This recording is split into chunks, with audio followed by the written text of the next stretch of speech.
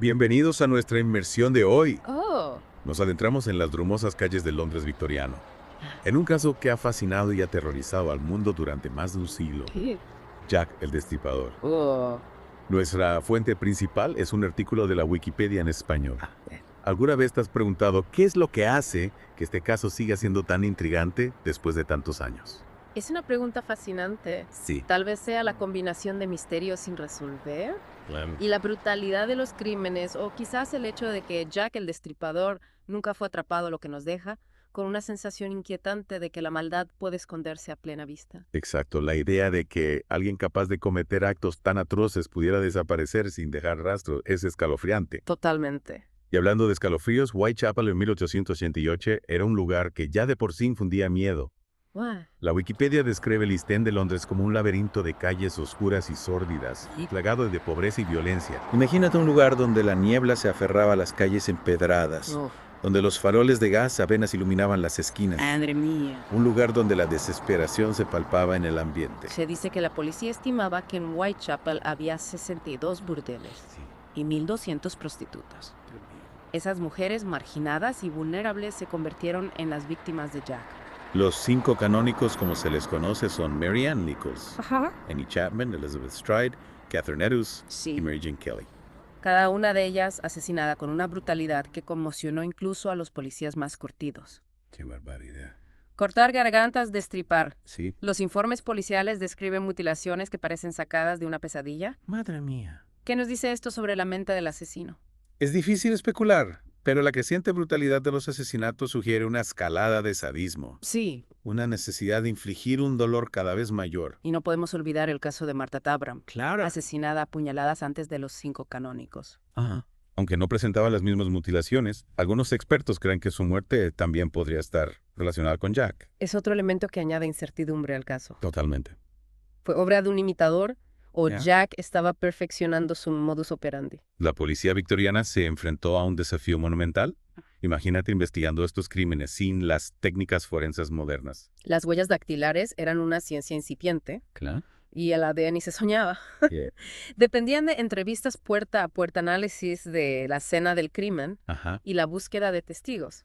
La Wikipedia menciona que se interrogó a más de 2,000 personas. Dios mío. Es una cantidad abrumadora.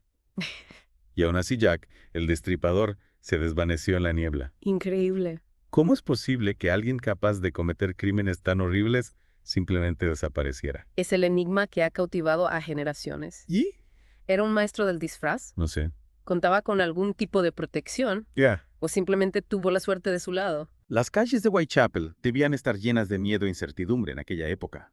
Desde luego. La gente tenía que preguntarse quién sería el siguiente. Claro. De hecho, ante la falta de resultados de la policía, los ciudadanos formaron el Comité de Vigilancia de Whitechapel. Gente común y corriente que patrullaba las calles por la noche, Sí. armados con palos y linternas, Qué fuerte. decididos a proteger a su comunidad, es una muestra del pánico que Jack el Destripador desató en la sociedad. Y mientras la policía seguía buscando pistas, empezaron a surgir sospechosos. Carniceros, cirujanos, doctores. Sí. La naturaleza de las heridas sugería a alguien con conocimientos anatómicos. Incluso se barajaron nombres de la realeza y la nobleza, Hombre mía. alimentando las teorías conspirativas que aún hoy en día se mantienen. La propia reina Victoria tenía su propia teoría apuntando a un carnicero o ganadero procedente de la Europa continental. Whitechapel estaba cerca de los muelles donde atracaban barcos de ganado. Es curioso que menciones eso, porque recuerdo haber leído que los barcos de ganado solían llegar los jueves o viernes y zarpaban los sábados o domingos, coincidiendo con algunos de los días de los asesinatos. Podría ser que Jack el Destripador fuera un marinero de paso. Es una teoría intrigante, sin duda. Sin embargo, la policía descartó esa posibilidad al comprobar que ninguno de los crímenes coincidió con la llegada de los barcos. Ya veo. Al final, la identidad de Jack el Destripador sigue siendo un misterio, una sombra que se esconde en los callejones oscuros de la historia. Y como si el caso no fuera ya lo suficientemente complejo, tenemos las cartas que la policía recibió supuestamente escritas por el propio Jack. Sí, las famosas cartas del Destripador. La querido jefe, Exacto. la postal, Saucy Jackie y la escalofriante desde el infierno con su macabro envío. ¿Te imaginas la conmoción que debieron causar esas cartas en Scotland Yard? ¡Madre mía! La policía ya bajo una presión inmensa, ahora tenía que lidiar con un asesino que se burlaba de ellos desde las sombras. En la carta, querido jefe, el autor prometía cercenar las orejas de la dama. Sí. Y poco después, Catherine Eloise apareció con las orejas mutiladas. ¡Qué barbaridad! Una coincidencia demasiado macabra para ser ignorada. Y la carta, desde el infierno, ¿Sí? enviada junto a una caja que contenía medio riñón humano conservado en alcohol. Uf, qué olor. Es difícil imaginar el horror que debieron sentir los investigadores al abrir esa caja. El autor de la carta afirmaba haberse comido la otra mitad del riñón. Increíble. La policía nunca pudo confirmar si pertenecía a alguna de las víctimas, aunque se especuló que podría ser de Catherine Eloise, a la que también le habían extirpado un riñón. Esas cartas, auténticas o no, contribuyeron a crear una atmósfera de pánico aún mayor en Whitechapel. Sin duda. La gente debía sentirse como si estuviera viviendo en una novela gótica acechada por un fantasma invisible y cruel. Las cartas también fueron un punto de inflexión en la cobertura mediática de los crímenes. La prensa sensacionalista de la época vio en Jack, el Destripador, una mina de oro publicando detalles escabrosos y especulaciones sin fundamento, alimentando el morbo y la histeria colectiva. El caso de Jack, el Destripador, se convirtió en un espectáculo macabro para el público y la prensa jugó un papel crucial en la construcción del mito. Totalmente. El propio apodo, Jack el Destripador, acuñado por la prensa, contribuyó a la imagen icónica del asesino. De hecho, algunos expertos creen que algunas de las cartas podrían ser falsificaciones, obra de periodistas que buscaban aumentar la expectación del público.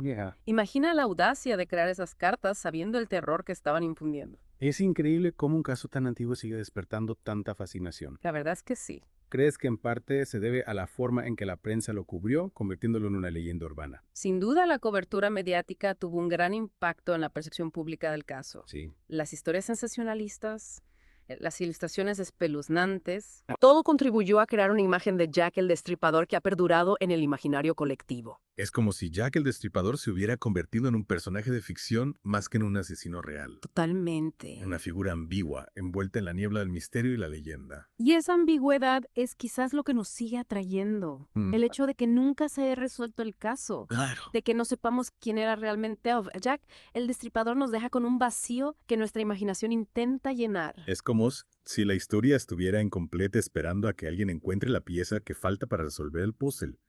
Y ese vacío, esa falta de respuestas, es lo que nos hace volver una y otra vez a este caso. Es como si intentáramos encontrarle un sentido al horror, una lógica a lo ilógico. Es la eterna lucha entre la razón y el misterio. Por mucho que avance la ciencia forense, siempre habrá casos que escapan a nuestra comprensión, crímenes que nos recuerdan la oscuridad que se esconde en el corazón humano. Y Jack el Destripador, con su brutalidad metódica y su capacidad para desvanecerse en la niebla, se ha convertido en un símbolo de esa oscuridad, ¿no creéis? Sin duda, su figura ha trascendido el ámbito de la realidad para convertirse en una especie de arquetipo del mal, una presencia fantasmal que lo recuerda a nuestra propia vulnerabilidad. Y también quizás nuestra fascinación por lo macabro. Es curioso cómo un caso tan horrible puede despertar tanto interés, incluso morbo, después de tantos años. Es una paradoja, ciertamente quizás sea una forma de confrontar nuestros miedos más profundos de forma segura a través del filtro de la historia y la leyenda. Como si al explorar la oscuridad del pasado pudiéramos entender mejor la nuestra propia. Exactamente, al adentrarnos en las calles de Whitechapel, al analizar las pistas y las teorías, al intentar comprender la mente del asesino, nos enfrentamos a una parte de nosotros mismos que preferiríamos mantener oculta. Es como mirar a través de un espejo oscuro, ¿verdad? Ver reflejados nuestros miedos, nuestras fascinaciones, nuestras obsesiones. Y en ese reflejo quizás podamos encontrar algunas respuestas no sobre Jack el Destripador, sino sobre nosotros mismos. ¿Por qué nos atrae lo macabro? ¿Qué nos dice esa atracción sobre la naturaleza humana? Preguntas que quizás no tengan una respuesta definitiva, pero que sin duda vale la pena explorar. Bueno, hemos llegado al final de nuestra inmersión en el mundo de Jack el Destripador. Un viaje por las calles oscuras del Londres victoriano en busca de un fantasma que sigue acechando nuestra imaginación. Esperamos que esta inmersión te haya dejado con más preguntas que respuestas, que la niebla del misterio siga envolviendo este caso y que la fascinación por lo desconocido te acompañe en tus futuras exploraciones. Y ahora te dejamos con una última reflexión. ¿Crees que Jack el Destripador era un genio criminal que logró burlar a la justicia o simplemente un producto de su tiempo, un monstruo nacido en la oscuridad de Whitechapel? La respuesta, como siempre, la encuentras tú.